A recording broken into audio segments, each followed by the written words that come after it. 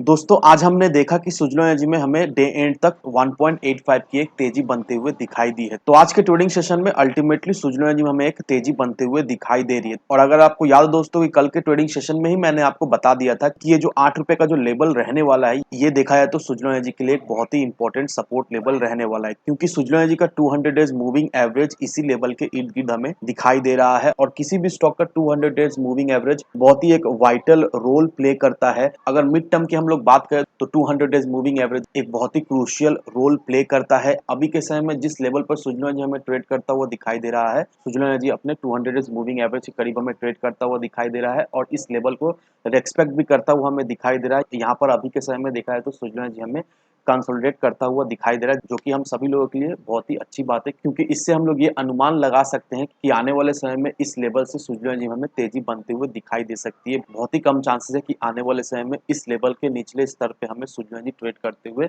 दिखाई दे, क्योंकि अभी जिस तरह से सुजलो एनर्जी के चार्ट में हमें कैंडल बनता हुआ दिखाई दे रहा है, इस कैंडल को देखने से हम लोगों को ये क्लियरिफिकेशन, हम लोगों को ये कंफर्मेशन मिल जा रहा है कि यहाँ से सुजलो एनर्जी में हमें गिरावट होते हुए नहीं दिखाई देगी। यहाँ से सुजलो एनर्जी में आने वाले समय में हमें एक बाउंस बैक होता हुआ दिखाई देगा। अब सुजलोन एनर्जी की तरफ से एक बहुत ही इंपॉर्टेंट अनाउंसमेंट सामने निकल कर आया है, जो आप सभी लोगों के लिए जानना बहुत ही ज़रूरी है। अगर आपने सुजलो एनर्जी में इन्वेस्ट किया है या फिर आप सोच रहे हो सुजलो एनर्जी में इन्वेस्ट करने का। अब अगर आप इस आर्टिकल को देखोगे दोस्तों, तो यहाँ पर कंपनी की तरफ से इन्वेस्टर्स को ये बताया जा रहा है कि एक फ्रॉडलेंट वेबसाइट सामने निकल कर आया है और उस वेबसाइट में इन्वेस्टर्स से पैसा मांगा जा रहा है in the name of company. अब यहाँ पर ये जो फ्रॉड चलाया जा रहा है, या तो एक इंडिविजुअल के द्वारा चलाया जा रहा है या फिर एक कंपनी के द्वारा चलाया जा रहा है in the name of GR real earn. अब ये जो फ्रॉड चलाया जा रहा है, इस फ्रॉड में इन्वेस्टर से पैसा मांगा जा रहा है यूपीआई के थ्रू। अब यहाँ पर जो यूपीआई आईडी ये जो फ्रॉडलेंट यूज कर रहे हैं वो है सीना 418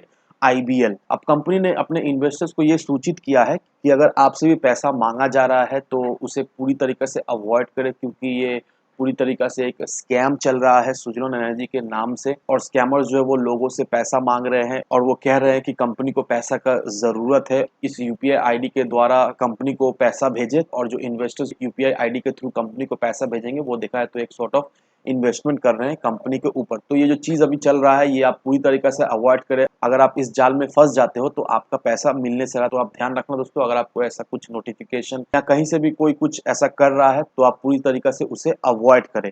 अब अगर हम लोग सुजलो एनर्जी के पोटेंशियल के बारे में बात करें तो नो डाउट सुजलो एनर्जी में ये पोटेंशियल है कि आने वाले समय में सुजलो एनर्जी में हमें एक ग्रोथ होते हुए दिखाई देगी। लेकिन देखा जाए तो बहुत सारे इन्वेस्टर्स कंपनी की कुछ चीजों को लेकर बहुत ज्यादा ही कंसर्न होकर बैठे हुए हैं। अगर आप कंपनी के बुक वैल्यू को देखोगे दोस्तों, तो कंपनी का बुक वैल्यू भी हमें नेगेटिव दिखाई दे रहा है। कंपनी जो डेट कमा रहा है वो देखा है तो धीरे धीरे करके कंपनी अभी डेट कमा रहा है और कंपनी का जो ईपीएस है वो भी हमें कुछ खास नहीं दिखाई दे रहा है। अगर आपके मन में इस चीज को लेकर कंसर्न है तो मैं आपको एक चीज बताना चाहूंगा। अगर आपने नोटिस किया होगा कि कंपनी का प्रॉफिट जो है वो धीरे धीरे करके हमें बढ़ता हुआ दिखाई दे रहा है। पिछले क्वार्टर में जो कंपनी का प्रॉफिट हुआ करता था वो इस क्वार्टर में ऑलमोस्ट हमें डबल होता हुआ दिखाई दे रहा है। दैट मीन्स कंपनी अभी हमें प्रॉफिटेबल दिखाई दे रही है। कंपनी का प्रॉफिट में हमें एक अच्छा खासा ग्रोथ होता हुआ दिखाई दे रहा है। और अगर इसी तरह का कंपनी का प्रॉफिट में हमें ग्रोथ होता हुआ दिखाई देगा तो नो डाउट आने वाले समय में कंपनी का book value as well as company का ईपीएस में भी हमें एक अच्छी खासी सुधार होते हुए दिखाई देगी। लेकिन उसके लिए कंपनी को इसी तरह का अपना प्रॉफिट मेंटेन करके चलना पड़ेगा। और जिस तरह से कंपनी अपना डेट रिड्यूस कर रहा है, नो डाउट दोस्तों इस पहल से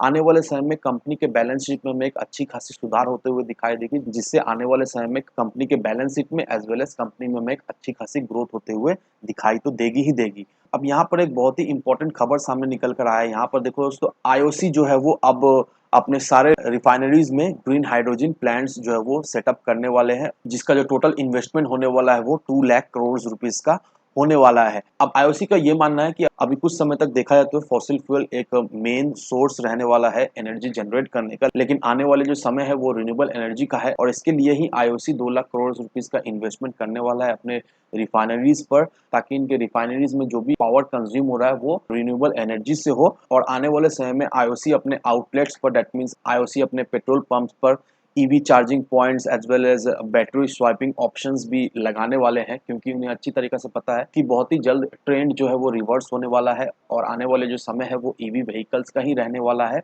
इसके लिए आईओसी अभी पूरी तरीके से प्रिपेयर है, जिसके लिए 2 लाख करोड़ रुपीस का इन्वेस्टमेंट आईओसी अपने रिफाइनरीज एज वेल एज अपने पेट्रोल पंप स्टेशन पर करने वाला है। अब ये जो खबर सामने निकल कर आया है दोस्तों, ये देखा है तो एक बहुत ही इंपॉर्टेंट खबर सामने निकल कर आया है हम सभी लोगों के लिए, क्योंकि आईओसी जो इतना बड़ा अमाउंट इन्वेस्टमेंट करने वाला है, इससे देखा है तो आने वाले इस सेक्टर में बहुत ज़्यादा ही अपॉर्चुनिटी हमें बढ़ता हुआ दिखाई देगा, जिसका बेनिफिट डायरेक्टली इनडायरेक्टली हमें स्विट्जरलैंड को तो मिलता हुआ दिखाई देगा ही देगा, और साथ ही साथ आने वाले समय में स्विट्जरलैंड जी का ऑर्डर बुक भी हमें मजबूत होता हुआ दिखाई देगा। तो नो डाउट दोस्तों, आने वाले समय में स्विट्जरलैंड में बहुत ज़्यादा ही अपॉर्चुनिटी है। अगर हम लोग इस अपॉर्चुनिटी को ग्रैब करते हैं, अगर हम लोग स्विट्जरलैंड में इन्वेस्ट करके रखते हैं, तो नो डाउट आने वाले समय का स्विट्जरलैंड जी एक मल्टीपल स्टॉक रहने वाला है। तो इन सारे फैक्टरों को कंसिडर करो, उसके बाद ही अपना एक इन्वेस्टमेंट डिसीजन लो। लेकिन दोस्तों, मेरी आपसे एक ही विनती रहेगी कि विदाउट एनी डिटेल रिसर्च के बिना कहीं पर भी इन्वेस्टमेंट ना करें। वीडियो अगर आपको पसंद आए तो लाइक से सब्सक्राइब जरूर करना। तो चलिए फ्रेंड्स, मिलते हैं हम अगले वीडियो में।